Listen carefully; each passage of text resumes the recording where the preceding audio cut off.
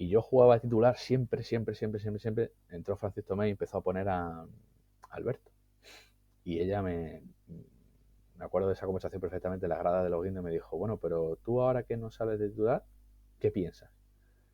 Y le digo, pues pienso en, ostras, me voy a fijar en cómo defienden el pick and roll para ver si puedo sacar alguna ventaja aquí o ver cómo bota este tío en los cambios, a ver si yo puedo robar la pelota y meter canasta. Claro, ella se pensaba que yo le iba a decir, hay que ver que llevo toda mi vida siendo titular, bueno, toda mi vida no, desde junior, que empezaba a destacar, tal, y ahora ponen a Alberto, que es más pequeño, encima, y entonces, claro, y era como, ¿de verdad que tú estás pensando en...? Y yo, pues claro, o sea, tampoco, es verdad que mi pensamiento no era un... O sea, titular no titular, al final si acabo jugando 18 o 20 minutos, yo estoy contento. Me gustaría jugar 30, claro. También podía jugar 4 con mis compañeros y ahí sí que iba a estar puteado. Pero, pero no, sabía que iba a jugar. Sí o sí, antes o después iba a jugar. Y que si lo hacía bien me iban a poner. No era un tema de no, tú no, porque no te quiero. I think everyone walks around with something that you can't see. We all go through it. I don't care who you are. I don't care who you are, man. The best thing that I did was to come out and say, hey, look, I need some help. Estás escuchando Psych and Roll, un podcast donde cada semana traigo pelota, pista y cabeza en forma de invitados para hablar de psicología y baloncesto. Soy Javier Hernández y puedes apoyar este programa dándole like y suscribiéndote en YouTube y iVoox, o bien con tus 5 estrellas si es en Spotify o Apple Podcast donde lo estás escuchando. Y si esto de la psicología aplicada al barro de la pista te llama la atención, te dejo en la descripción un enlace donde puedes descargar gratuitamente mi manual con 10 más 1 maneras de entender tu psicología. Te mando un abrazo y que disfrutes de la charla. Buenos días, Pepe Pozas. Bienvenido a este Psych and Roll 106. ¿Qué tal? ¿Cómo estás? Muy buenas, buenos días. Pues muy bien, contento de acompañarte. ¿Quién es Pepe Pozas fuera del baloncesto? Bueno, buena pregunta. Bueno, pues un tío de Málaga, del barrio de La Victoria, que ahora vive en la Torre de Benalbón, al frente de la playa, como siempre, medio soñó. Y nada, que tiene una familia con 2 niñas y que intenta pues disfrutar y vivirla lo máximo posible. ¿Conseguiste tu etapa de jugador como por tirar también por esta parte personal? No Ajá. sé, también un poco por mi trabajo, aquí tengo de formación profesional a tope con estas Eso es. temáticas, estas preguntas. Pues bueno, el baloncesto te lleva un poco a enrolarte muchas veces en el perfil únicamente de jugador, ¿no? Toda tu satisfacción, todo tu bienestar depende de pues, si hago más valoración o menos, del el sueldo que cobro, el equipo en el que estoy, Ujú. la liga. ¿Tuviste siempre clara tu parte personal y si es que sí, de qué manera crees que te ayudó un poco a balancear el sufrimiento pues, que todos hemos sufrido con la parte deportiva? Porque bueno, que dicen que el baloncesto es lo más importante de las cosas que no son tan importantes. ¿Cómo fuiste un poco construyendo también esa parte paralela que te ayudó en cierta forma a que, bueno, que el baloncesto se quedara en la pista lo máximo posible dentro claro, de lo que sabemos que es Pues complicado? mira, yo creo que en el momento, nunca me planteé ser, y esto parece tópico, pero es verdad que nunca me planteé ser, nunca dije, guau, este es mi momento para ser jugador profesional. Uh-huh. Fue algo que fue viniendo naturalmente, dependiendo obviamente siempre de mi rendimiento y de los equipos en los que he estado. En mi etapa junior pues sobresalía un poco más, en la etapa cadete infantil nada, y eso coincidió con una llamada de la federación a un equipo sub-18 que me cortaron en la primera de cambio, y después con un debut en Leporo con el Clínica Rincón que me valió para ir a la sub-20, y ahí ya sí es verdad que hubo un poquito más de exposición, a lo mejor porque era también en España, era el Campeonato de Europa de Bilbao y tal, bueno. Entonces, bueno, fue surgiendo de estas que te enrolas en el Clínica Rincón, acabas debutando en ACB y llega un día que dices, ostras, que he conseguido el sueño que era, que era jugar en ACB. Y a partir de ahí ya yo creo que en mi cabeza hizo un poco chip de, oye, ya estamos aquí, a ver cuánto tiempo podemos durar, o si este es el sitio o no es el sitio, porque claro, obviamente en Málaga todos queremos jugar en Unicaja, pero hasta que no pasa un tiempo, no te das cuenta que eso no es posible. Y que muchas veces debutas porque te toca, no porque estés sobresaliendo muchísimo en tu categoría. Se ha lesionado un base, pues te toca a ti. Si hubiese lesionado un pivot, ya te digo yo que a ti no te llaman, porque no eres útil. Entonces, hasta que no entiendes esa parte, es un poco difícil. Y a mí eso me tocó, y ahí ya fue cuando empezó un poco la parte de, por así decirlo, los disgustos del baloncesto, que fue cuando estaba en el Clínica Rincón, jugando en el Clínica Rincón. Yo tenía un contrato de ACB para ese último año y a mí Unicaja pues me corta el contrato diciéndome que el año siguiente iba a jugar en ACB, y entonces me quedo con una mano delante y otra detrás sin saber un poco qué hacer. Entonces, claro, ahí es cuando me planteé realmente, ostras, ahora sí que tengo que ser jugador profesional de baloncesto y me voy a tener que ir de mi casa, porque todo era muy bonito cuando estaba en tu casa, con tu madre, con tu familia, con tu novia, con tu... Entonces, eso es ahí cuando ya te vas dando cuenta de lo que es el negocio y de que tú como persona individual tienes que ser de una forma que no te repercuta tampoco en la parte de fuera. Y yo creo que durante todo ese camino, una de las piezas más importantes, obviamente, además de mi familia, ha sido mi novia, ahora mujer, porque es verdad que he tenido la suerte de que en cada paso que he dado me ha acompañado.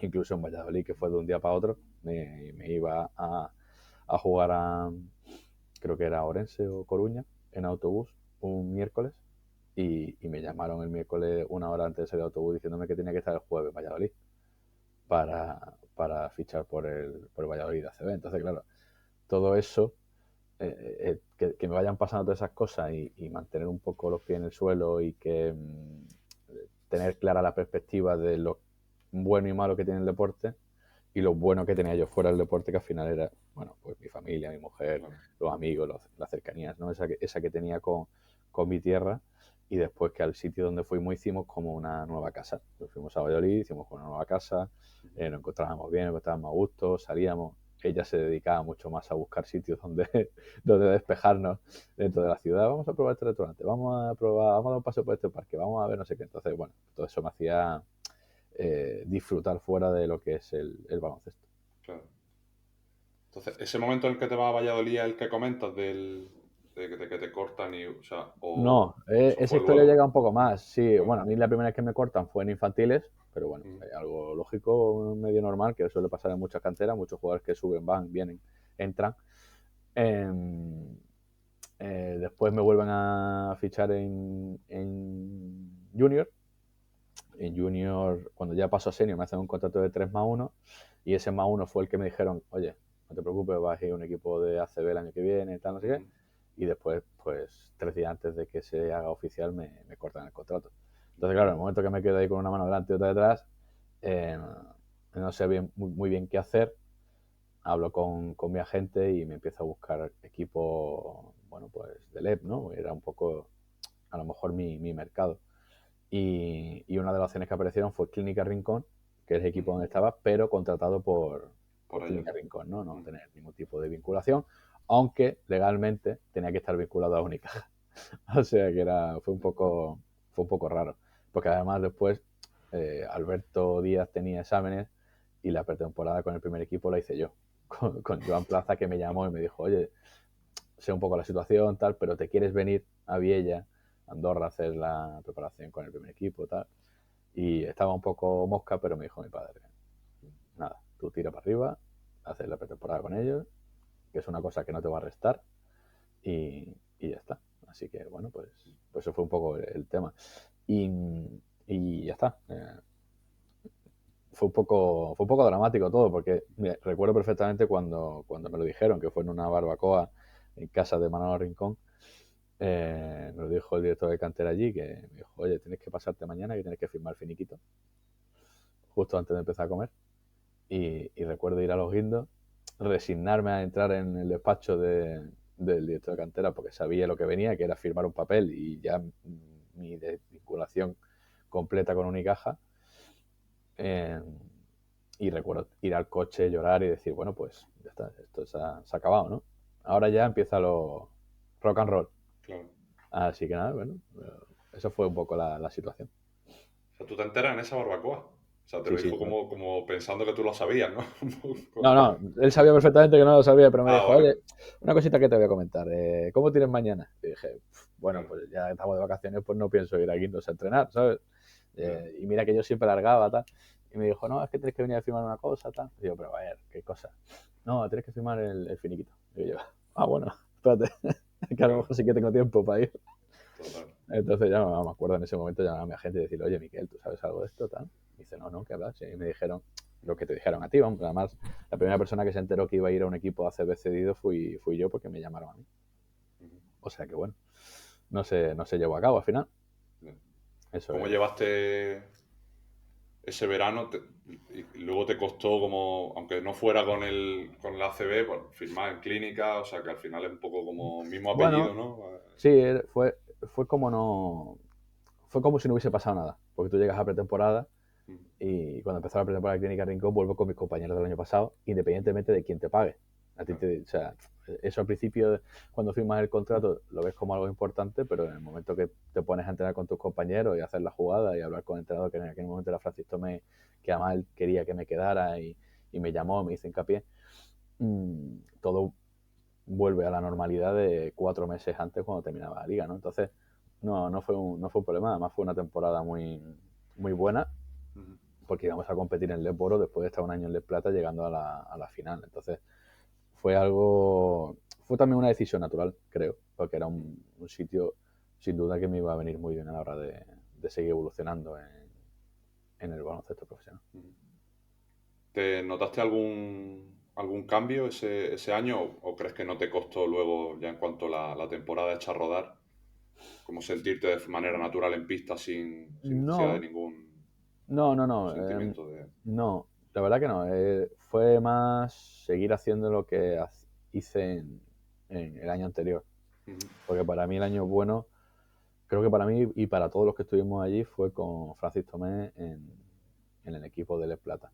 Yo creo que ese año, tanto para Luis Conde, Alberto Díaz, Tuti Saboni, Doma Saboni, para Mao Donguirane, para mí, yo creo que fue momento de Jan Todorovic, fue el momento de inflexión con ese entrenador que era perfecto para nosotros y no tuve ningún tipo de ni de rencor ni nada, la verdad. Simplemente intentaba divertirme, jugar, hacerlo bien porque sí es verdad que sabía que haciéndolo bien seguramente me iba a tener que ir a otro equipo. Claro. Pero eso ya lo tenía interiorizado y no tenía ningún tipo de problema. Qué importante la figura de los abogados del diablo en nuestro círculo cercano. Rescato aquí la frase de tu padre, ¿no? De, Sí. vete a Andorra que no te va a restar, ¿no? Eso me ha gustado, ¿no? Es como mal no te va a hacer, eso Mal no te va a seguro. venir. Mal no te va a venir. Y Y que verdad, nos impulsa un poquito a ver las cosas de otra manera, decir, joder, pues no... sí, claro, pues yo estaba pensando y digo, pero será verdad que me han pagado para echarme y ahora me están llamando para Y irme ahora les voy a ayudar en encima a el primer entrenar, ¿no? equipo, encima ayudarles. Yo, pero esto cómo es. Pero claro, esto es como es. Claro, se lo estaban diciendo a un niño que desde los 9 meses iba a Ciudad Jardín a ver al Unicaja, ¿sabes? Entonces, para mí era como si tu amor platónico te deja 3 veces, que seguramente te pide de salir la cuarta y dices tú, bueno, venga, vamos a intentarlo, que seguro que esta sale, ¿no? Pues yo creo que eso era un poco igual. Al final Unicaja siempre ha sido algo especial, no tanto por la gente que hay dentro, porque al final eso con el tiempo también entiendes que ellos no, o sea, y no porque sea mala gente, que yo, por ejemplo, a Ramón García, que fue el que me dijo que fuese a firmar finiquito, le tengo muchísimo cariño porque he trabajado un montón de años con él, ¿eh? Y entiendo el negocio de cómo es y que a él le tocó decir eso, pues mala suerte. Él no es Unicaja, era una parte muy importante de Unicaja porque ha sido muchísimo tiempo director de cantera y lo sigue siendo, pero Unicaja es pues mucho más. Es una afición, son unos títulos, es un sentimiento de Ciudad Jardín, de Carpena, de volver a Ciudad Jardín, de volver a Carpena, de un montón de cosas que al final eso, por mucho que a lo mejor la gente que esté dentro te puede gustar más o menos cómo hacen las cosas, pero tu amor incondicional, por así decirlo, sigue latente. Claro. ¿Qué tal con Francis? Porque yo, echando la vista atrás, pues a mí me entrenó con la selección andaluza cuando la llevaba hace unos Sí, años en a mí cadete. también, a mí también. Y ahora viéndolo con el paso del tiempo, tengo el recuerdo de que era de los mejores entrenadores que mezclaba la exigencia más absoluta y extrema con luego el refuerzo cuando se hacía bien. O sea, si tú hacías lo que él te pedía, básicamente, él estaba en tu barco a tope. Si te salías de ahí, te tiraba, te empujaba, pero si no. Y luego mezclaba muy bien esa exigencia y tengo buen recuerdo a nivel formativo del paso por ahí. Y entiendo que por lo que estás comentando que os vino muy bien a ese tipo de jugadores del que hablaba, jóvenes con hambre, con ganas de hacerse un hueco en ligas profesionales. Entiendo que irán un poco por ahí los tiros, ¿no? Del Sí, impacto bueno, de su figura. yo es que creo que Francis Tomé es bueno, obviamente a lo mejor porque lo he tenido, ¿no? Pero el mejor entrenador de formación para un equipo que pretenda que esos jugadores en algún momento lleguen a ser profesionales. O sea, creo que lo que tú dices, ¿no? Esa mezcla de exigencia y cariño, pero siempre exigencia, creo que es de los que mejor lo ha podido plasmar en la pista y fuera de ella. Y hombre, no quiero decir la palabra desaprovechado porque ni mucho menos ahora está desaprovechado en un Estepona que además cada año va para ascenso, pero sí, a mí me encantaría verlo en un equipo de formación porque creo que ese es su sitio en el que yo creo que él también se encuentra más cómodo y donde más partidos se le puede sacar. Creo. ¿Cuándo fue el momento en el que te diste cuenta de que ya podías dedicarte o hacer por explotar tu carrera profesional? ¿Y de qué manera crees que eso cambió tu hora de entrenamiento, las cosas en las que te enfocabas para mejorar? Si alguien te ayudó un poco a detectar o hacerte ver esto de, oye, Pepe, pues creo que si explotas estas facetas puedes tirar por ahí. ¿O fue algo que se fue dando de forma paulatina y...? Se fue dando y yo creo que también un poco empujado por la oferta de Unicaja, y ya no te digo contractual, sino a nivel de junior. En junior ellos me ofrecen hacer entrenamientos individuales con Paco Alonso a las 7 de la mañana. Fantástico. Entonces, claro, para un chico que no está becado, que no vive en una residencia y que depende de alguien para que lo lleve, es complicado, ¿no? Pero bueno, como la oferta vino de mi padre, pues entonces fue bastante fácil decirlo. Es de estas preguntas que te hacían tus padres que tú ya sabías que tenía respuesta, que era un sí, pero te hacía ver como que lo respondías tú, ¿no? Entonces era, oye, manda la opción de que vayas a entrenar a las 7 de la mañana. A mí me viene fantástico porque me voy a la oficina antes, adelanto trabajo. ¿A ti te apetece? Claro, era como, bueno, si a ti te va bien, ¿sabes? Digo, ¿cómo te voy a decir yo que a mí no me va bien cuando voy a ir a jugar al baloncesto, ¿sabes?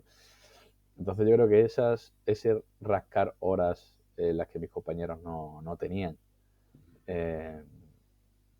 y esa posibilidad de mis padres de querer cambiarme de colegio de los maristas al Emilio Prado, que estaba allí cerca, para que me quedara a comer en la residencia donde estaban los jugadores y después tener más tiempo de entrenamiento y tal. Yo creo que ahí fue junior de segundo año. Yo creo que ahí fue cuando me hizo un poco el clic, porque ya entraba en dinámica un poco del equipo del EP, entrenaba con ellos, ya se empezaban a escuchar algunos equipos del Eboro que preguntaban por mí. Entonces, bueno, ahí donde, hablando mucho con mi padre, porque él me preguntaba mucho, pero tú realmente qué es lo que quieres. ¿Quieres seguir con esto? Tal, no sé cuánto, hasta podemos seguir con esto y ver hasta dónde llega. Después puedo hacer cualquier otro tipo de cosas. Hay un montón de formaciones profesionales. Está la barrera, la rama también del ejército, que también me llamaba la atención. Tal. Bueno, vamos a ir mirando esto y después ya podemos ver. Y así fue. Entonces, como fui ganando etapas, pues yo creo que nos ha llevado a esta carrera. ¿Fuiste formándote en algo de manera paralela? ¿Tenías claro qué estudiar o fue algo? No, la verdad que no era... No. Metí todos los huevos en... No te voy a decir todos, porque sí es verdad que siempre estaba ahí un poco... Bueno, pues venga, el colegio siempre lo he intentado llevar al día, pero en el momento que entré ya en equipo del EP y en dinámica del EP, ya me costaba bastante porque además estaba en un colegio nocturno. Me pasé del diurno a nocturno en Emilio Prado. Iba por la mañana a 7 de la mañana a entrenar, después entrenaba con el LEP, después iba a comer, después entrenaba con el LEP otra vez. A veces me quedaba a hacer otra vez técnica individual con Paco Alonso y después me iba al nocturno a las 8 de la tarde. Entonces era un poco, se me hizo un poco bola al final de temporada, que además coincidía con campeonatos de Andalucía, campeonatos de intersector que en aquella época había, campeonatos de España. Entonces, bueno, dejé los estudios en bachillerato y ya está. Luego estos años de profesional, conforme, verdad que tú dijiste hace no mucho que tu retirada no fue querida, o sea, no la pretendías, fue inesperada de esa manera. Aún así, conforme fuiste cumpliendo años y madurando un poco en ese aspecto, ibas teniendo una especie de plan B en esos 20 y largos años, de cosas que te pudieran interesar, de áreas en las que pudieras desarrollarte un poco, aparte, o siempre ibas con el baloncesto un poco entre ceja y ceja. Sí, en el momento de Obradoiro siempre fue baloncesto entre ceja y ceja, en ver un poco en hasta dónde podía llegar en el club y yo en madurar, en ser un jugador completo que ya era ACB con etiqueta ACB, que parece que no, pero era muy importante y ya está. Es verdad que el momento en el que me lesionó por primera vez, un mes antes, ya le digo a mi mujer que seguramente ese iba a ser nuestro último año de Obradoiro. Porque sí, porque me apetecía cambiar de cosa, me llamaba mucho la atención de la parcela de entrenador. Quería a lo mejor ver otros tipos de trabajo con otros entrenadores, que llevaba mucho tiempo con Moncho y me sabía las pretemporadas y las jugadas de pe a pa, aunque siempre llegaba y me sorprendía con algo. Pero sí, al final era un tipo de entrenador que me encantaba y que ya había tenido, pero que tenía que aprovechar mi carrera para, uno, descubrir sitios nuevos, dos, descubrir entrenadores y equipos nuevos, nuevos compañeros, tal, y me llamaba la atención, ¿no? Entonces, ahí fue un poco cuando decidí, oye, vale, pues quiero ir un poco a entrenador. Vamos a empezar el curso de entrenador, me apunté, tal, no sé ni cuánto, y al mes, pues, llegó la lesión. Me fascinó porque te lo escuché eso en otra entrevista, ¿no? Eso que lo tenías decidido antes de lesionarte y que luego, pese a que te lesionas y, si no me equivoco, Obradoiro te ofrece renovar, tú aún así te mantienes con la decisión. Dijiste algo así como, oye, si esto lo tenía ya pensado, ahora sería como escoger lo fácil, ¿no? El quedarme. Y me gustó un poco ese ejercicio de compromiso contigo mismo y con un poco la faceta algo más abierta que buscaba a nivel de exploración. Sí, porque también quería ser eso, fiel, no fiel, porque, bueno, al final todos tenemos derecho a recular, ¿no? También en función un poco de lo que mejor nos venga en ese momento. También es verdad que no tenía una novia, tenía una mujer y estaba embarazada, iba a tener una niña. Obradoiro me ofrecía 2 años de contrato asegurado después de una lesión de rodilla grave. Pero bueno, tanto ella como Moncho fueron los que me dijeron, oye, tú tienes aquí la oferta. Tú piensas en lo que a ti te apetece, porque una de las primeras personas que le digo que me quiero ir es a Moncho. Entonces me dice, tú piensas en lo que a ti te apetezca y que, sobre todo, que no llegue noviembre y diga, tenía que haber cogido la actuación. Aunque eso siempre va a pasar, porque yo creo que así es un poco la mente humana, ¿no? Siempre acabamos pensando en qué hubiese sido o el easy ese tan dañino que si le damos mucho recorrido seguramente sea más dañino que beneficioso, ¿no? Pero bueno, era algo que teníamos claro. También es verdad que en ese momento mi padre le detectaron un tumor cerebral y ya de antes había la opción de ir a Betis, que seguramente o inconscientemente yo estaba esperando esa oferta para estar lo más cerca posible de Málaga, para estar cerca de mi padre, tal, que después, bueno, pues duró 6 meses, 7 meses. Entonces, bueno, esos fueron 4 meses muy divertidos. Estuvo muy gracioso. ¿Cómo llevaste luego esa vuelta, ese cambio de aire? También entiendo que la parte de tu padre lo hizo algo más complicado, o sea, no fue una adaptación sencilla, supongo, que te Sí, acercara a casa, como te fuiste un poco ese año labrando fue, esa... ese año fue muy difícil, la verdad, porque ya sabes que toda adaptación a un sitio nuevo, ciudad, equipo, director deportivo, entrenador, tal, es difícil. Pero bueno, era un sitio que me apetecía estar, donde conocía ya gente, conocía Palamazán, estaba cerca, Sevilla, bueno, era algo fácil y que me iba seguramente a nutrir los fines de semana que tenía libre el acercarme a casa y estar un poco con la familia, ¿no? A mí me llama Joan Plaza, que era el entrenador, y me dice que nada, que quiere que me vaya al equipo. Está Verdi Pérez, director deportivo, que estuve con él en Málaga, que me dijo que quería que estuviese en el equipo, que era una pieza importante, que sabía del tema de la lesión, que también sabía perfectamente cómo iba mi lesión, porque yo estuve todo el verano entrenando 5 días a la semana para volver a un sitio y encontrarme bien. Entonces ahí llega la situación de voy a un equipo, yo creo que estoy bien, pero realmente no estoy como antes, necesito un proceso para saber que esto es así, y encima el equipo va mal, el entrenador se va, el entrenador que dice que te vengas se va, llega otro, y encima llega otro que es Luis Casimiro, que ahora me llevo muy bien con él, pero que en ese momento obviamente él llegó, quería revolucionar un poco el equipo y bueno, pues me tiró a mí un poco a los leones, ¿no? Que era pues comentando al director deportivo que yo no estaba bien físicamente, que no estaba a nivel, que no estaba con el Obradoiro.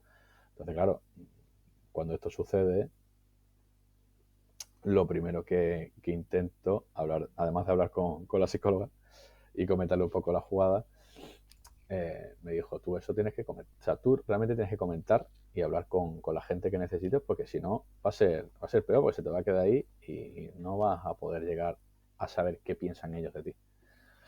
Entonces cuando hablé con ellos me dijeron, bueno, claro, es que no te vemos como antes, y ahí fue una frase que creo que no sé si le ayudó o empeoró el tema, que fue, es que no voy a estar como antes. Es que yo, el Pepe de Obradoiro, seguramente este año no vaya a ser. Puede que a lo mejor al final, pero todo esto lleva un proceso. Una lesión de rodilla no es, te dan 4 meses y todos los 4 meses estás fantástico. Tienes que competir, si encima el equipo no va bien, encima llega un entrenador que te pone poco, apague y vámonos.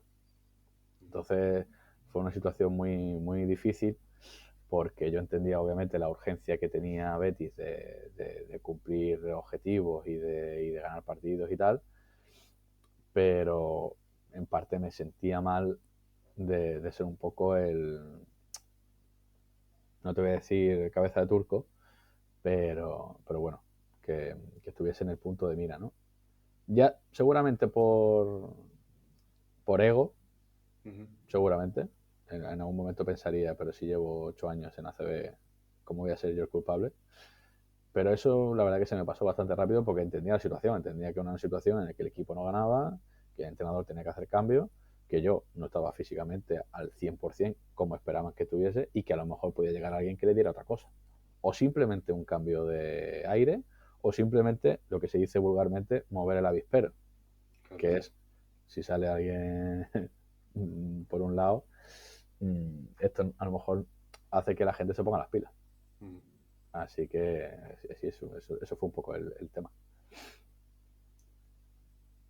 ¿Te sirvió esa conversación? Aunque luego la conversación que mantienes bueno, que no sé si fue un poco de manera de preguntarle o qué es lo que estaba pasando, ¿no? Que al final tú te expones un poco de cierta manera al conflicto, sí, porque estabas además, viendo que había ciertas cosas que no estaban sí, funcionando total. bien. Hablé con Verdi, le dije que quería hablar con él, y él fue el que me dijo un poco que, bueno, que no me veía bien físicamente, tal, no sé cuánto, que el tema de mi padre. Y le dije, bueno, pero a ver, el tema de mi padre creo que no influye en mi rendimiento en entrenamiento. Yo vengo y entreno bien, ahora juego lo que estoy jugando y tampoco, o sea, no sé si esperabais que hiciese 10 puntos por partido cuando no lo he hecho en mis mejores temporadas en Obradoiro. Yo hago otro tipo de cosas. Si a lo mejor esta forma de jugar no se amolda, o yo no me puedo amoldar, mejor dicho, a lo que quiere el entrenador, ya es otro tema. Pero si el problema es que estoy mal físicamente, eso creo que tiene solución. Entonces, yo todas las tardes que entrenaba, que descansaba el equipo, porque el equipo descansaba todas las tardes, nada más que entrenábamos por la mañana, yo me iba con el preparador físico, con Germán, y entrenaba en el pabellón. Entonces, bueno, ¿cuál es el problema? Pues vamos a ver si tiene solución. Y nada, y a final de esa temporada siempre tuve una buena relación con Luis, porque a mí me parece que la educación va por delante. En ningún momento intenté comentar dentro del vestuario a malas que hay que ver qué tal, no sé cuánto, porque no, porque además Creo que eso no es algo que esté muy, muy bonito. Y al final de esa temporada acabé jugando los 3 últimos partidos porque tuvimos varias lesiones y tuve que jugar y al final lo hice bien. Y con eso Luis dijo que sí, que quería que siguiese el año siguiente. Y el segundo año sucedieron otras cosas distintas, otra vez, pero el momento que se fue Shannon Evans y necesitaba a alguien que jugara, pues empecé a jugar mucho y creo que bien. Así que esto da muchas vueltas y hay muchas situaciones que bueno, intentaba entender en su momento y aportar desde mi punto. Cuando dices otras cosas, te refieres también a temas...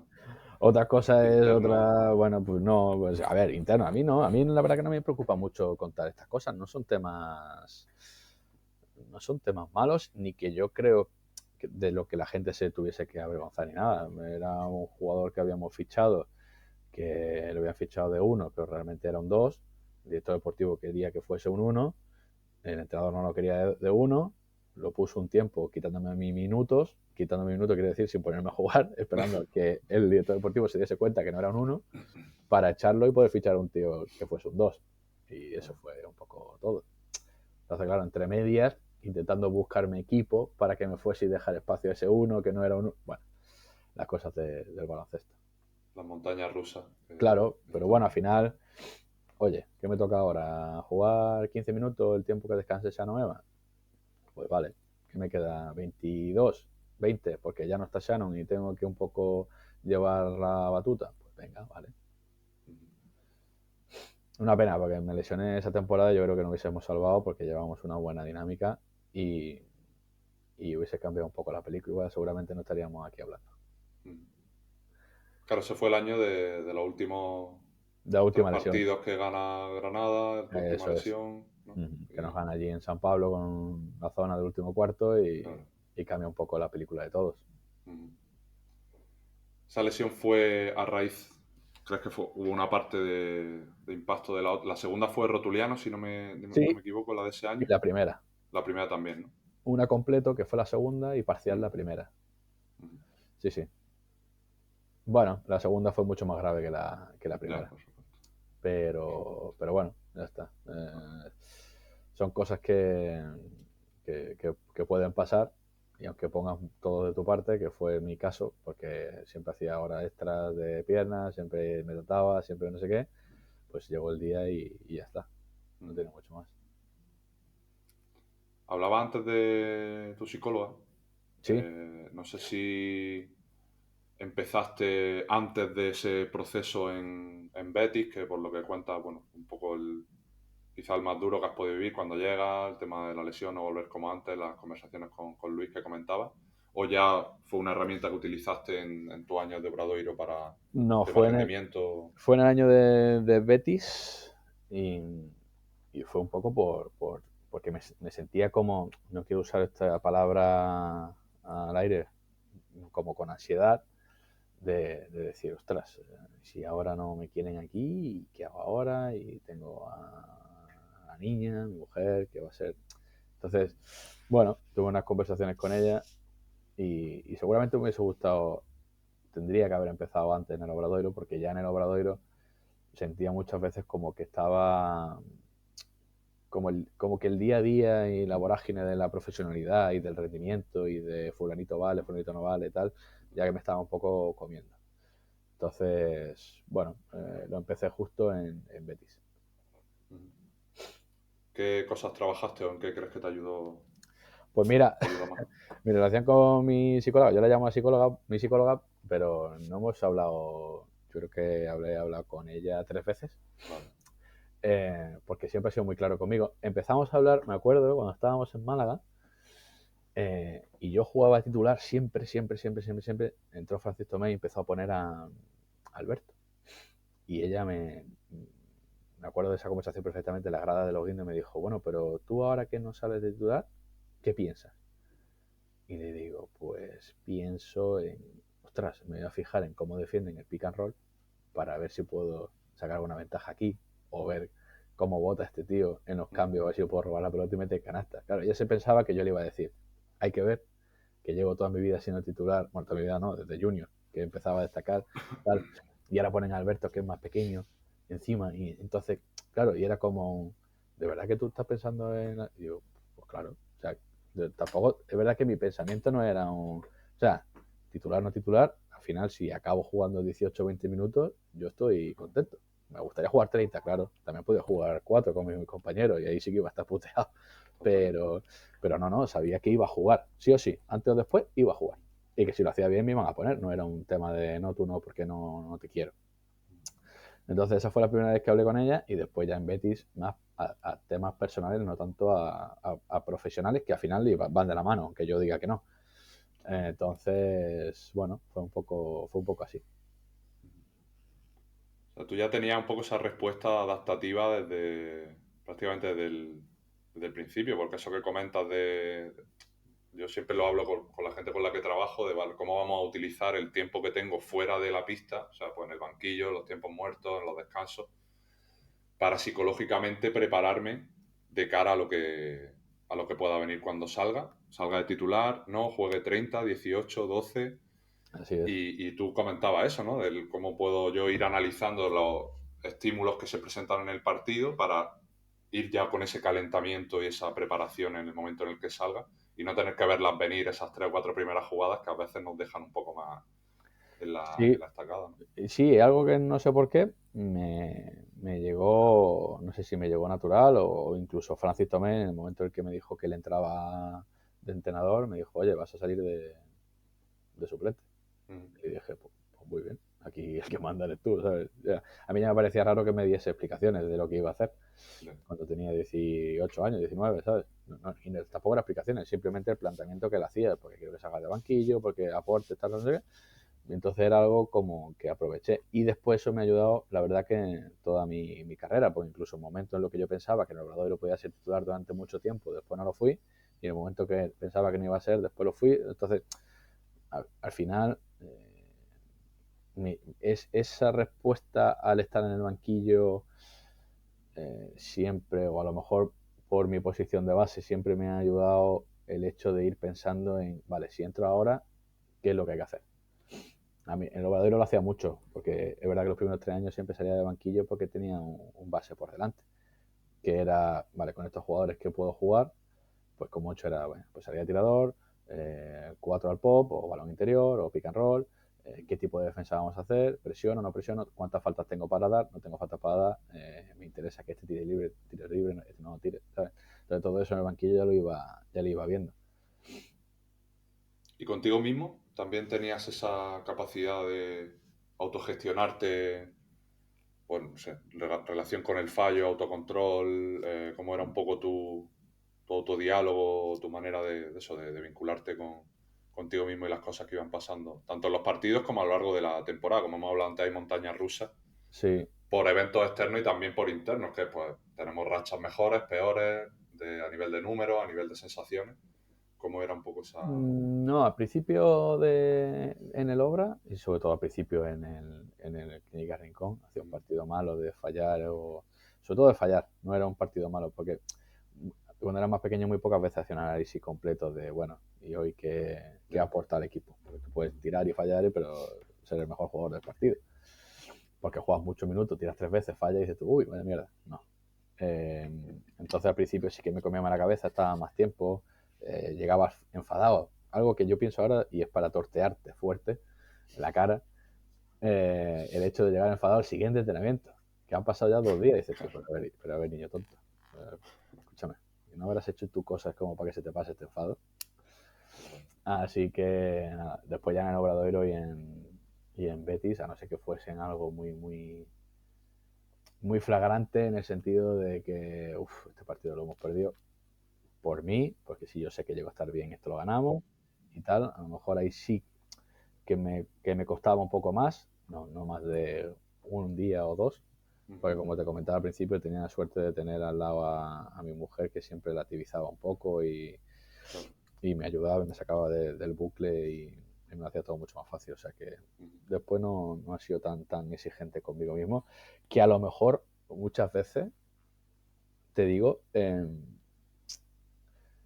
lo hubiese necesitado por el tema de la autoexigencia, a lo mejor, de un poco más, porque después veo a gente muy competitiva, muy competitiva, que ha llegado a sitios que al principio decías tú, bueno, esto es imposible que llegue, pero es gente que tiene en la cabeza entre ceja y ceja hacerlo bien y exigirse y tal, y yo creo que a lo mejor a veces me hubiese venido bien. ¿Algo más de esa autoexigencia? A lo mejor sí, yo me exigía bastante, ¿eh? Claro.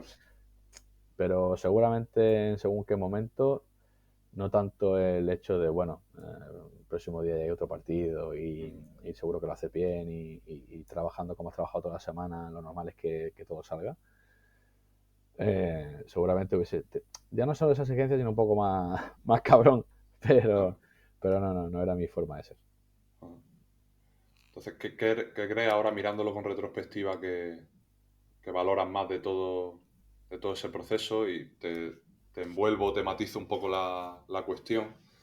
Pues siempre, bueno, ahora sí, sobre todo desde el último Eurobasket que ganó España, se puso mucho en valor la figura de Alberto Díaz como Ajá. un jugador que ha llegado ahí porque el esfuerzo y el trabajo ha sobrepasado al potencial talento que se podía presuponer, que luego hay que analizar realmente lo que significa el talento, porque creo que siempre se habla como de la facilidad para hacer las cosas, Ajá. entendía como talento, pero creo que, por ejemplo, las facetas defensivas también pueden ser un talento, ya sea Hombre, claro. físico, ya sea de IQ, de conocimiento táctico del juego. Entonces, bueno, yo viéndote desde fuera sin conocerte, te veía de un perfil similar, de una persona que siempre se ha esforzado por potenciar sus fortalezas y que luego eso eventualmente le ha llevado a poder desarrollarse en una amplia carrera en ACB, haciendo otras cosas que a lo mejor al principio no se presuponían, ¿no? Entonces, como, sin esa autoexigencia que dices tú que podría haberle echado más leña al fuego, como No, has a ido ver, explotando un poco esa ese camino. urgencia digo más a nivel profesional Ujú. y a nivel de, de cabrón en el sentido de, oye, yo quiero sobresalir sobre Vale. cualquier cosa y voy a hacer cualquier cosa, me da igual quién esté delante, porque al final esto es el baloncesto profesional. O sea, o eres tú o es el otro. O sea, lo otro. No hay muchas más opciones. Tal Sobre cual. todo en el puesto de base que somos uno, dos o tres, en el Ujú. caso hipotético de plantilla, de confección de plantilla.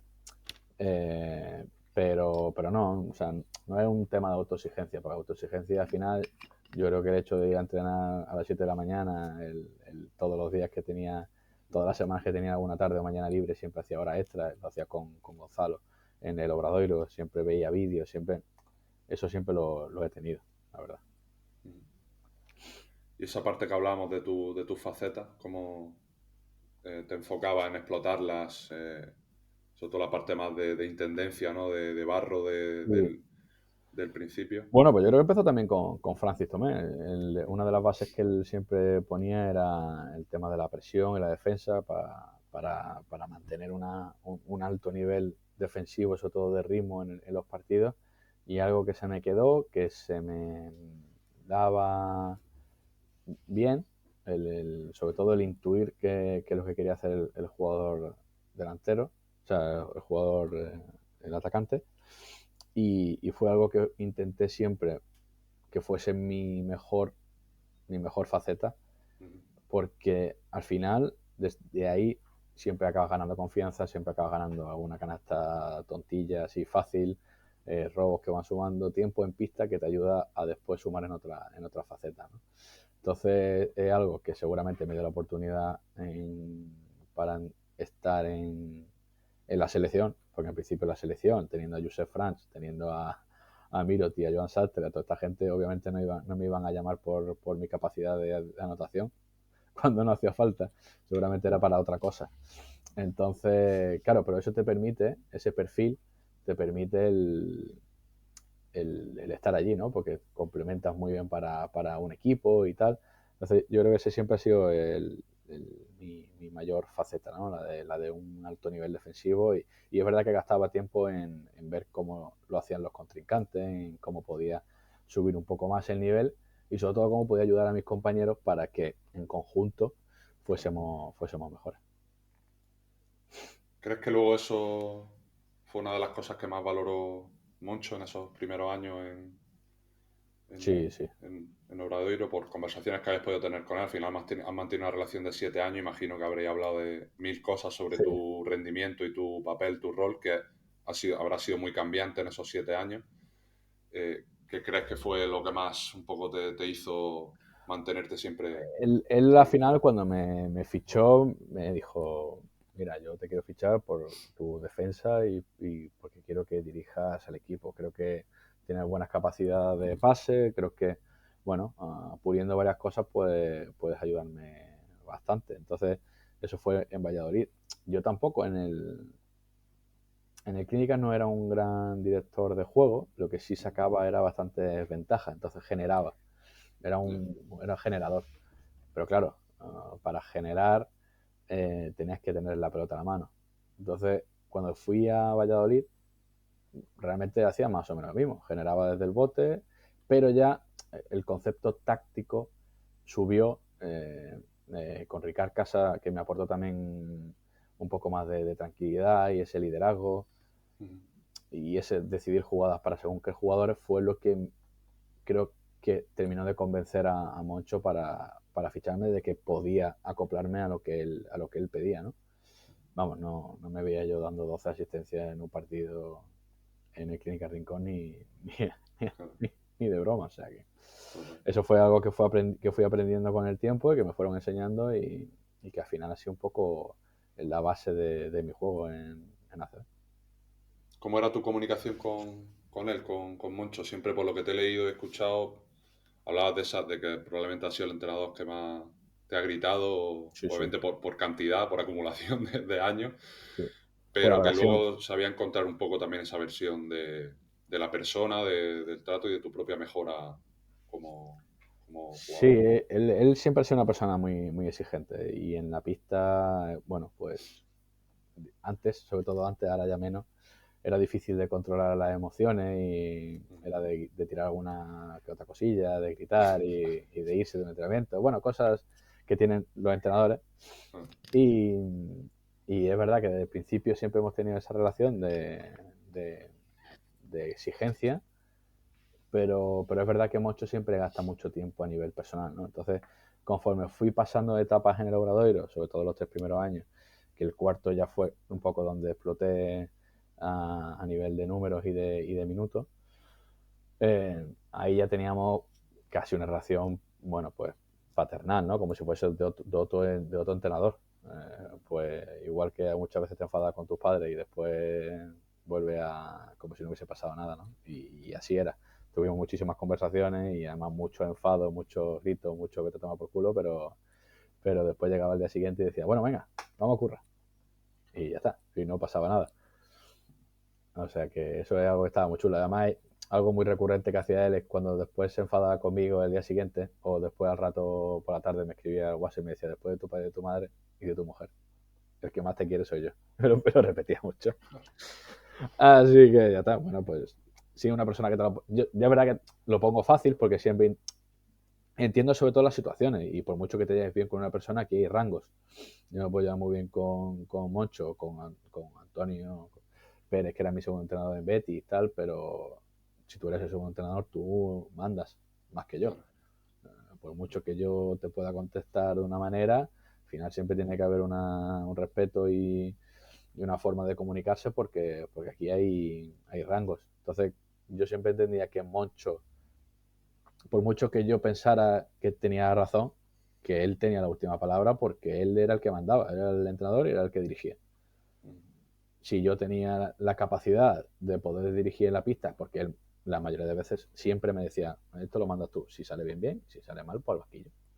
Claro. Así era nuestra relación. Entonces yo sabía perfectamente cómo llevar eso.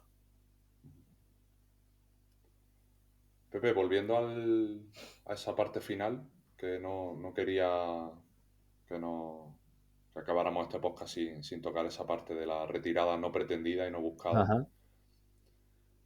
Después de la lesión, ¿cómo fue un poco el proceso de ese verano y de qué manera acabas decidiendo que bueno, que no era momento de volver?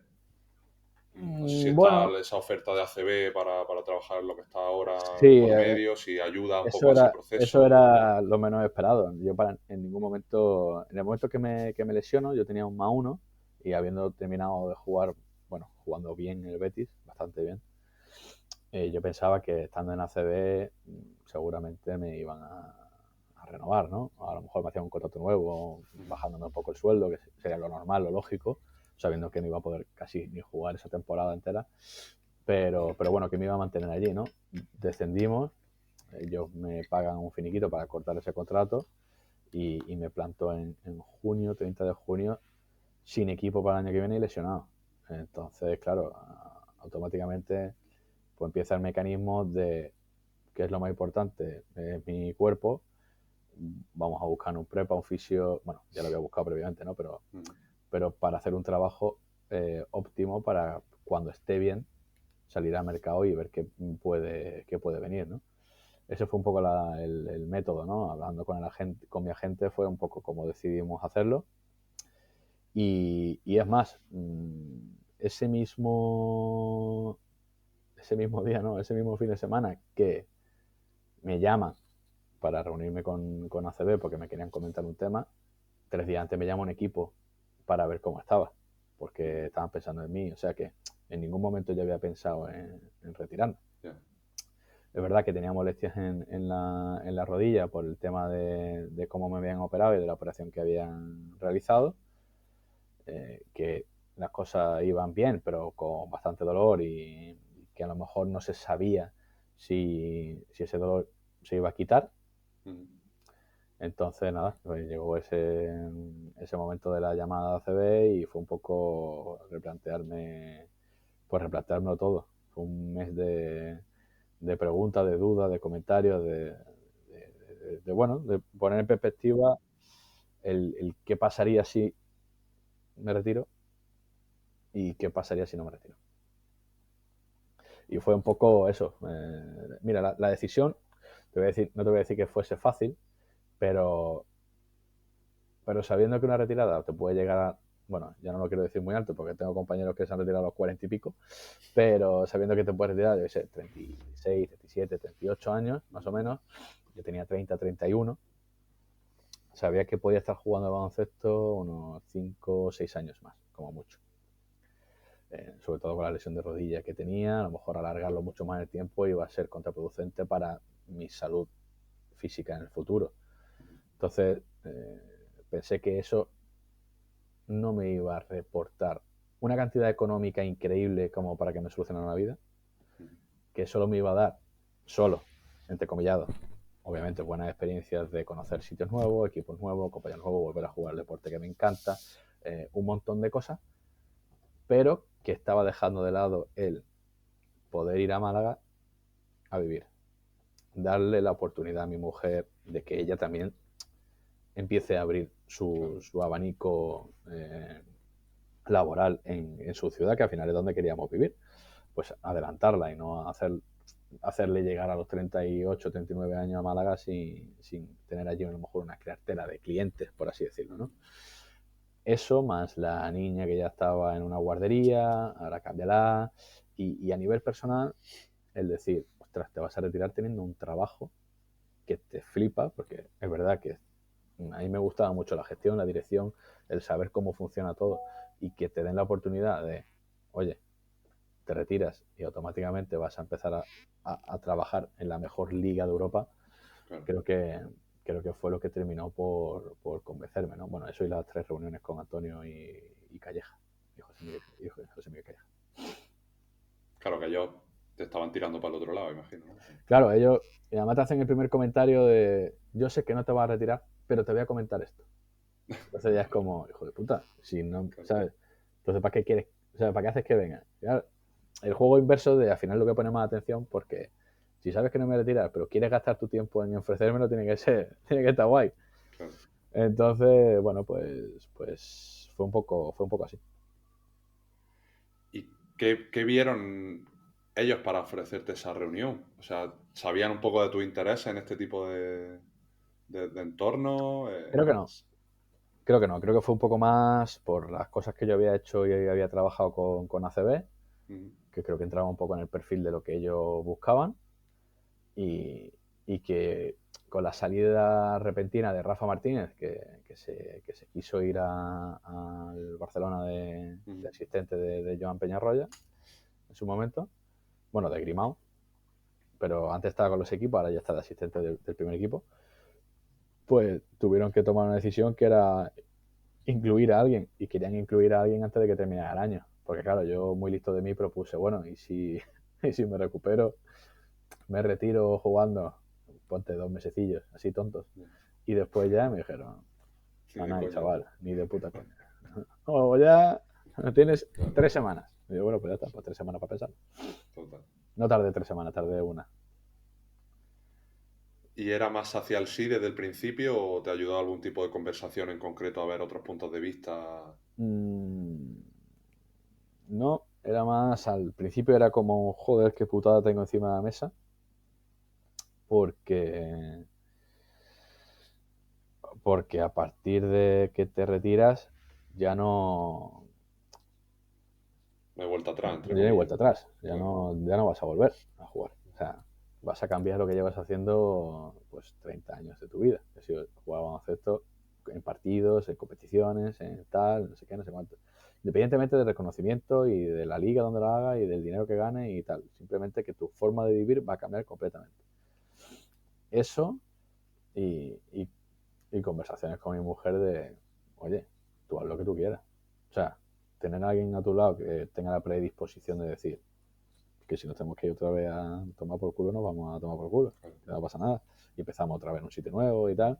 Entonces, claro, todo eso ayuda a tomar decisiones y sobre todo a relativizar algo que es típico del baloncesto y a lo mejor no tanto del mundo laboral, que es si sale mal, sale mal. O sea, si sale mal, siempre habrá otra cosa. Y tampoco tiene que ser un trabajo para toda tu vida. Porque no sabes si a lo mejor ellos van a querer que sea para toda tu vida o si tú vas a querer que sea para toda tu vida. Porque a lo mejor estás dejando de jugar baloncesto, pero al año y medio dices, madre mía, gente gilipollas, que podría haberme recuperado y seguir jugando y seguir divirtiéndome y pasándomelo de puta madre en vez de tener problemas de ACB. Entonces, claro, en el momento que tú relativizas que esto puede ser un sí, pero después un sí no tenía que haber sido, y al revés, es como mucho más fácil tomar las decisiones, porque haces un poco lo que te apetece. Entonces, bueno, pues así fue un poco todo. Y que luego es imposible tener esa información No en el se sabe. momento porque no has recorrido ese camino. No se sabe. No se sabe. Y además, yo lo extrapolo, o sea, lo pienso mucho y creo que hago bien empezarlo a nivel de baloncesto. Tú trabajas en cualquier empresa y tu empresa, por lo que sea, pasa un momento de dificultades y te hace un ERE o de repente tu jefe no está contento contigo y te paga un finiquito y tú no tienes que decir nada. Si te pagan, tú te vas y ya está. Y tú mismo te vas a tener que buscar la vida de buscar otro trabajo que te guste más, menos, lo que puedas. Igual que el baloncesto. Tú en el baloncesto firmas un contrato. Si te va bien, fantástico, te querrán renovar y seguramente te pagará más. Si te va mal, pues seguramente cobres menos y te vas a tener que ir de un sitio a lo mejor que te gustaba porque si no, no hubiese firmado un contrato con anterioridad. Entonces, claro, el predecir el futuro es muy complicado. Yo siempre hablo que no hay decisiones buenas o malas, sino que las decisiones se hacen buenas o malas durante Claro, el por eso camino. ahora pienso mucho en, ostras, aprende mucho porque yo creo que el ACB después, en el caso hipotético de que no me vaya, en el que estoy encantado y ojalá me retire en ACB y me jubile, a lo mejor hay un abanico de posibilidades que puedo entrar a trabajar por lo que he aprendido en ACB, tanto de evento, tanto de gestión, tanto de competición, tanto de ¿sabes? Marketing, de no sé qué, o sea, de formas de trabajar que tiene la gente que a lo mejor pues un perfil que dices tú, oye, pues me puede cuadrar, ¿no? Entonces por eso siempre Antonio Martín me hizo mucho énfasis en preguntar, que es algo que como él es ex jugador nos cuesta tanto, porque como los jugadores lo hacemos todo bien, somos buenísimos, somos fantásticos, salimos en la tele, ganamos dinero y, ¿sabes? Entonces, el hecho de exponernos y decir, tío, no tengo ni puta idea de esto, ¿sabes? Es algo que algo que me pasaba al principio, que fue entré en ACB y me mandaron con el equipo de marketing, marca y eventos al Martí Carpena a ver un poco la organización de la Copa del Rey. Y estaban allí hablando de un rigging. Hay que colocar el rigging, hay que no sé cuánto. Y yo estaba así mirando y diciendo, ostras, ¿Dónde estoy, no? estoy pelado. O sea, no tengo ni puta idea de lo que están hablando. O me pongo a preguntar, o va a llegar febrero, va a pasar la Copa del Rey y no me entero de cómo cojones se ha organizado esto. ¿Sabes? Entonces, claro, el quitarte ese mantra de decir, oye, que estás aquí, no tienes ni puta idea, y además a la gente le da igual que no tengas ni puta idea. Porque ellos entienden, la gran mayoría, que vienes de jugar al baloncesto, que no tienes que haber hecho... Claro, y que hay un proceso de aprendizaje, de Claro, formación, claro. como cualquier empresa, por otro lado, cuando se Claro, ficha un... y que ponerte en valor también en el sentido de, oye, yo que he sido jugador, esto que vosotros organizáis como ACB, esto a mí no me gustaría. O esto que pensáis hacer tal, Claro. o tenéis más cuidado aquí, porque aquí el jugador se puede tropezar por la salida, porque no hay luz. Claro, ese punto de vista ellos no lo tienen. Entonces, claro, al final también tienes que intentar aportar para lo que te han contratado. Así que bueno, pues ahí vamos. O sea que por ahora satisfecho. Sí, no, ahora decisión. muy contento porque al final estoy viendo un montón de cosas, estoy haciendo un montón de cosas y cosas que ni me imaginaba ni de broma de hacer y que al final pues te dicen que tienes que hacerlas, tú dices que no la vas a hacer ni de puta coña porque no lo has hecho nunca y al final pues sale. Claro. ¿Te está complicando el proceso de la retirada desde el punto de vista psicológico, como el mantenerte tan cerca de la estimulación de la competición? ¿O No, crees que el trabajo te ha ayudado a apartar esa... Obviamente a seguir viéndolo como una etapa de tu vida que ha sido la hostia, que se ha acabado antes de lo que te hubiera gustado, por supuesto. Pero el pasado se quedó en el pasado y lo tienes bien enfrascado, ¿no? en su sitio y no te genera más dolor de cabeza. no, que va. No, me genera mucho más dolor de cabeza en el momento de la retirada, de lo que hay que pasar, el luto que hay que pasar, que parece que si lo tienes todo cerradito, después en el futuro tú lo vas a pasar mejor o peor. Yo creo que esto es como una lesión. Esto es como el que tiene una lesión y le dice, bueno, no te preocupes, que esto en un mes se soluciona. Pero después hay algo que siempre acaba renqueando y que necesitas más tiempo, ¿no? Yo creo que aunque tú tengas todo organizado en tu vida para la retirada, siempre hay un momento que dices tú, ostras, qué ganas tengo de volver a subirme a un autobús para irme a un viaje, o qué ganas tengo de pelearme con uno en un entrenamiento y después irnos a tomar una cerveza.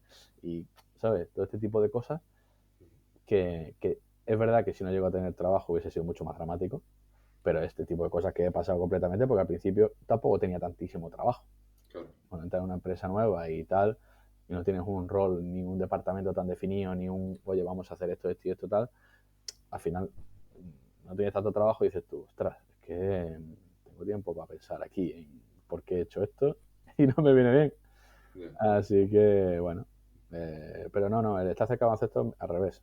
Yo creo que me ayuda a pasarlo bien y en recordar oye, que al final lo he decidido yo y he tenido la suerte de poder decidir en parte que me quería retirar. Aunque no lo parezca, porque salí en camilla en mi último partido, que no lo quiero así. Pero, oye, he decidido yo que me retiro. Bueno, eso ocurrió, pero tú luego cogiste ese evento e hiciste algo con él, que fue decidir, ¿no? Tu siguiente camino. Eso, como tú dices, psicológicamente ayuda. Claro.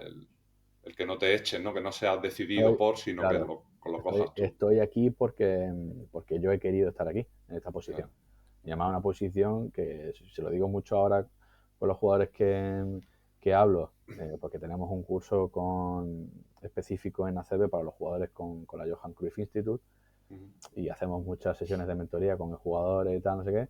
El hecho de poder decidir cuándo te retiras y cómo es muy valioso, pero el decidir qué quieres hacer en el futuro, yo creo que tiene mucho más valor y te deja como con más tranquilidad.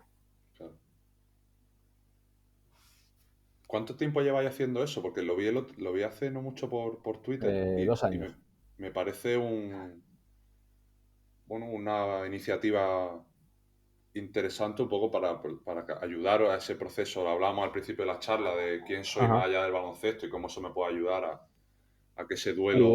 El curso en sí no es algo que Antonio quería hacer sí o sí, porque él ve y ha reconocido que cuando él era jugador eso faltaba y ahora sigue faltando, y no es el hecho de, oye, ponte a estudiar, porque cualquiera se puede apuntar en cualquier curso online o en la universidad y después no va, que es lo que suele pasar con los jugadores, porque le atosiga el tener que llevar trabajo adelante, tener un horario además del que trabajo, tal, es muy difícil llevarlo, ¿no? Hay gente que lo hace, pero la gran mayoría no lo hace. Entonces lo que planteamos en su momento fue algo muy ad hoc, o sea, muy específico para los jugadores, que fuese online, que no se tuviesen que conectar ellos todos los días si no quisieran, que tuviesen un tutor en el que pudiesen tirar si tienen alguna duda, y de que fuese entre ellos, para que le quitara el problema de esa vergüenza que habíamos hablado antes de no tengo ni puta idea de esto. O sea, yo no sé de lo que estáis hablando. Y a lo mejor es algo que se da en tercero de la ESO, cuarto de la ESO, que se sobreentiende que todo el mundo tiene que saber, aunque ya te digo yo que si le preguntas a gente un montón de cosas no se acuerdan, porque vamos evolucionando en nuestra vida. Entonces, claro, el intentar eso, no es un curso que se vean asignaturas en sí, se ven un poco materias por encima, algunas un poquito más profundas, para ayudar al jugador a detectar qué cosas le gustaría hacer en el futuro. Y a partir de ahí ayudarlo, pues, oye, mira, pues te gusta esto, métete en este curso, o métete en una universidad porque tienes una capacidad un poco más tal, o estás más cerca de retirada, y te viene mejor porque vas a tener más contacto después, ¿sabes? Al final el networking ese que tenemos los jugadores hay que aprovecharlo y muchos de ellos no lo aprovechan, ¿no? Entonces, bueno, en eso consiste un poco el curso. Pepe, por ir cerrando, te quería hacer una última pregunta para acabar con un sabor de boca algo más poético y chulo. Más romántico. Te quería preguntar de qué, aunque pues pueda sonar una pregunta algo amplia, pero ya tú la llevas por donde quieras, de qué es lo que estás más orgulloso de tu carrera, cómo crees que hay ciertas cosas que tú has hecho que le pueden servir a gente joven, que bueno, ahora con la influencia de las redes está todo muy centrado en hacer números, en meter puntos, en crecer desde la notoriedad, pero que luego hay otras cosas que se dejan por el camino que también ayudan a hacerte un hueco, a por lo menos permitirte dar según qué salto.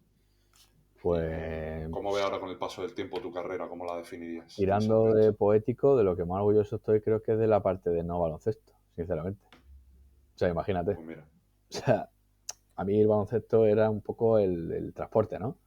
Pero el hecho de poder conocer gente, vivir experiencias con gente que no tengo ni... O sea, ¿a ti qué te va a decir un tío de Málaga que nace en el 92 que va a ser amigo de un tío de Santiago de Compostela del año 65 y que no tiene nada que ver contigo, ¿no? Eso lo único que te lo ha dado ha sido el baloncesto. Ahora tu forma de ser, tu forma de vivirlo, todo, ellos es de los, la forma, y ahí veo blanco justo porque tal y como es mi mujer y tal y como soy yo creo que los dos nos gusta mucho pasarlo bien, el compartir, el disfrutar. Entonces, el hecho de que según qué sitio encontremos un grupo de amigos o que hagamos casa y tal, que es una frase que decimos mucho, pero es verdad, era así.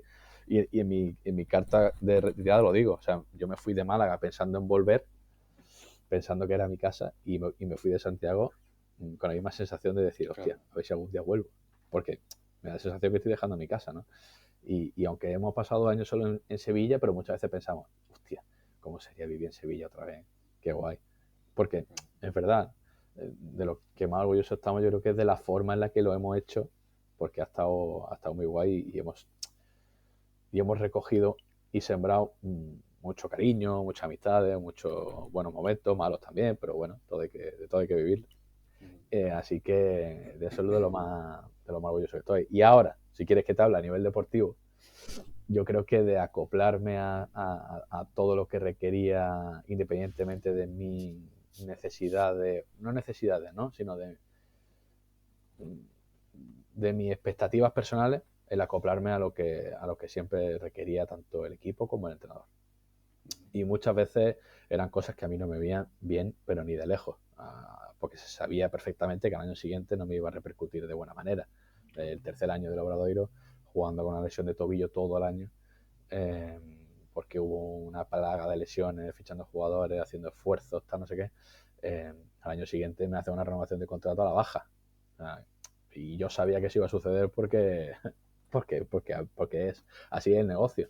Pero en el momento es lo que me pidieron y también lo que me salió a mí hacer. Entonces, si ahora tengo que jugar infiltrado y no puedo parar un mes por 2 ligamentos rotos del tobillo, pues bueno, pues ya veremos cómo se soluciona en el futuro. Pero ahora lo importante que es esto, pues vamos a esto. A ver.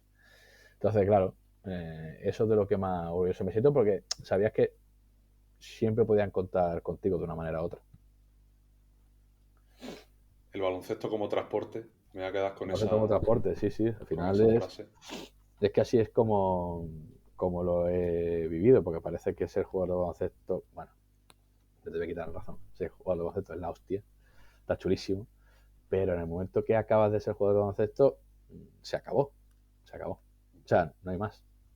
Según ya te piden tu vida laboral, nadie se va a dar cuenta de que el que te pagaba era Unicaja SAD o Obradoiro Club Amigos de Baloncesto, ¿sabes? A la gente le da igual.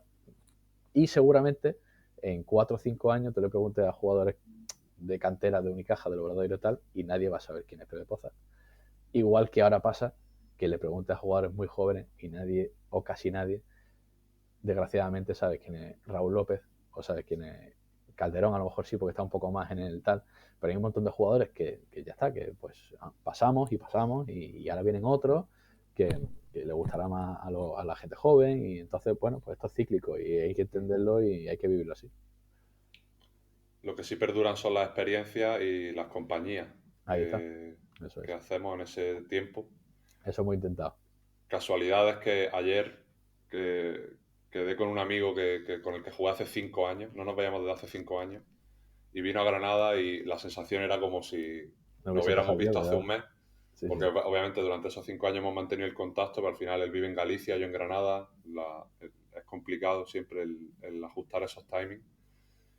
Y llegamos a la misma conclusión ayer entre un par o tres de cerveza, que lo que queda es esa experiencia, más allá de que se consiguieran unos resultados u otros, se jugara de mejor o peor manera, y da tranquilidad luego para el final el ver cómo has generado esas sinergias con gente que, como tú dices, pues sobre el papel no estaba escrito que un chico de Málaga y un señor, un caballero de Santiago con edades totalmente diferentes, pues acabaran vinculándose durante 7 años y siendo amigos. O sea que creo que es lo bonito de todo esto. Y Pepe, ha sido un placer escucharte. Igualmente. Me lo he pasado que te cagas. No, hombre. Y te voy a robar esta frase del baloncesto como transporte, porque al final es lo que busco un poco con este podcast, que con el incentivo del baloncesto pues se generen conversaciones que signifiquen un poco el transporte hacia otras cuestiones, preocupaciones, intereses, parte psicológica, siempre hay barro para casa. Así que te dejo el micrófono abierto para que cierres este episodio 106 de Psych and Roll como te apetezca, y te reitero el agradecimiento, de verdad. 106, pues nada, escuchar los podcasts anteriores, porque seguro que hay 105 personas que aportan cosas mucho más interesantes que la mía. Y que nada, que ha sido un placer, que para lo que necesitéis y cualquier persona necesite siempre estaré operativo, y que ha sido un placer. Never be ashamed of wanting to be a better you, period.